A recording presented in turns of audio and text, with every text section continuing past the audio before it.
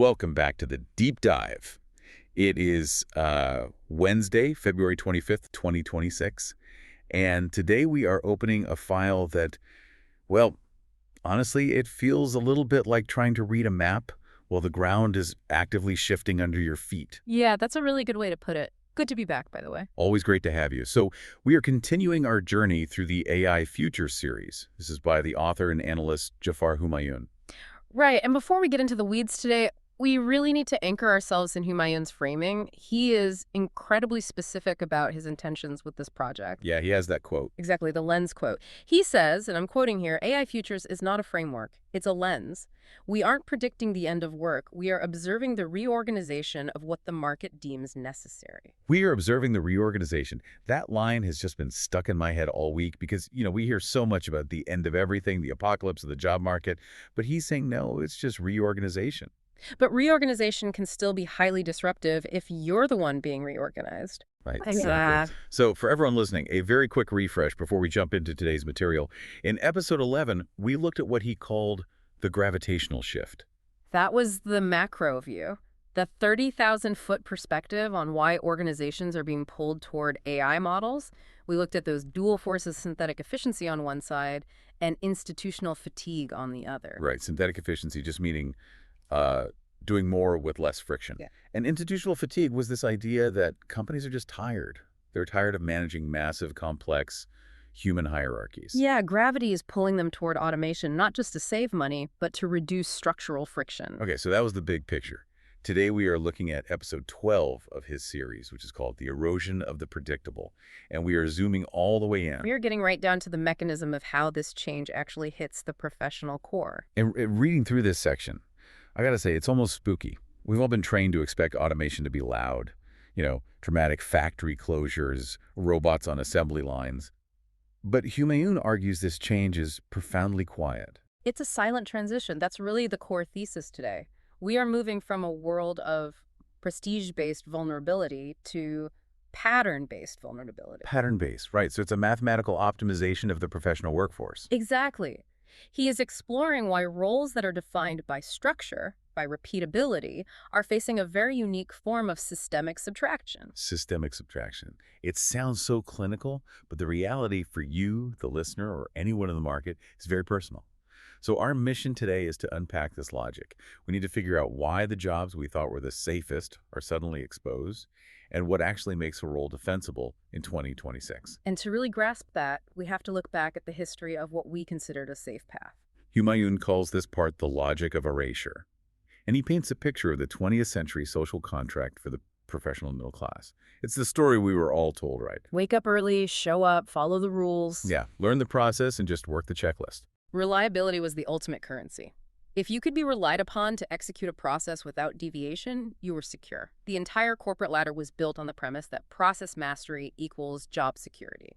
But the incentive structure of automation is directly challenging that contract now. Completely upending it. The very traits that made an employee incredibly valuable 10 years ago, strict punctuality, absolute adherence to a defined process, those are now the exact vectors that make a role targetable for automation. Because if you can write a perfect checklist for a job, then the job can be abstracted into software.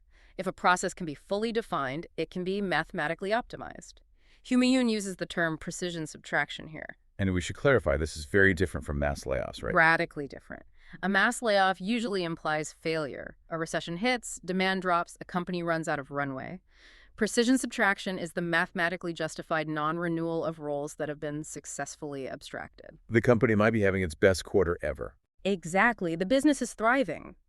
But the role itself, which was really just a proxy for a process, is no longer required because the system absorbed the process. That leads perfectly into what he calls the predictability paradox. This is the part that feels so counterintuitive. Doing everything right, being precise and repeatable, has actually become a competitive liability. Right, because historically, the market paid an obedience premium. You were rewarded for coloring inside the lines. But in a fully digitized economy, repeatability is a massive risk factor. Let's break that down with some of the examples he uses, because I think a lot of people hear automation and still picture physical labor. But we are talking about digital logic-based roles. The professional core. Let's look at junior accountants. For decades, that was a highly respected, safe entry point into the middle class. You follow the rules, reconcile the accounts. But rules-based reconciliation is purely logic. It's structural. And for AI, that is trivial to process at scale. He also mentions QA testers in software development. Which used to be essential. But automated scripts AI agents don't need lunch breaks. They can run millions of logic verifications instantly. Market research is another one that stood out to me. Because research sounds intellectual. It does, but think about the actual daily mechanism of the job. Gathering massive data sets, parsing reports, synthesizing summaries. That is a structured data task. It is instant synthesis now. And project coordinators. Prompt compatible, it's vulnerable. Okay, let's hover on that phrase for a second. Prompt compatible. It's a vital diagnostic. If the core output of your daily work can be generated by a sophisticated prompt like, update this database based on these emails or reconcile these two spreadsheets, then AI isn't just assisting you. It's absorbing the process. Yes, the absorption effect. This is a huge distinction Humayun makes. We hear a lot of marketing about AI being an assistant or a co-pilot, but for prompt-compatible roles, it absorbs the entire process the human once guarded. So these workers aren't being fired because they lack skill. They're just being optimized out of necessity. Right. It's an efficiency optimization. The role was just a temporary bridge until the technology caught up. So if the clean, structured, predictable jobs are facing systemic subtraction, what is surviving? This is where the source takes a really fascinating pivot into what he calls the defensibility of messiness. I love this section. It completely flips our traditional understanding of value. We've always treated messy work as somewhat lower status or inefficient. But today, messiness is the firewall. Exactly. He defines the surviving edge of the labor market as roles that require edge case judgment and physical improvisation. Let's run through some of the examples he provides because they cover a really interesting spectrum. The first one is primary school teachers. Right. Now, from a pure data perspective, an AI can generate a far more comprehensive lesson plan than a human teacher. It has access to all educational theory. But anyone who has met a 6-year-old knows they do not operate on logic. No, they operate on emotion, on physical cues, on authority and warmth. That is an incredibly messy, high-context environment. The value of the teacher isn't the data transmission, it's the emotional translation. What about healthcare? He points to nurses and specialized care workers. Again, sensors can track vital signs with perfect precision. AI can analyze blood panels. But comfort, establishing trust with a frightened patient, protecting their dignity, that requires emotional complexity that cannot be abstracted into a script. And then there's the physical world, on-site tech and maintenance workers. This is pure physical improvisation. The system can automatically dispatch a work order saying an HVAC unit is failing. But when the tech arrives, the real world is chaotic. The bolts are rusted, there's a wasp nest in the panel. Right. Or the previous tech used a non-standard wire 20 years ago and didn't document it. The physical world degrades unpredictably. You need human physical improvisation to navigate that chaos. There was another example that surprised me at first but makes perfect sense. Clinical or adaptive kitchen staff. Yes. You might think a kitchen is just following recipes, a checklist. But in a clinical setting like a hospital, you are constantly managing dietary edge cases, severe allergies, sudden patient status changes. It's high-stakes improvisation. It is. You have to adapt the process in real time based on dynamic human needs. And the final example he gives is context-heavy legal admins. This is a great nuance. A legal admin who just files standardized paperwork is facing that systemic subtraction.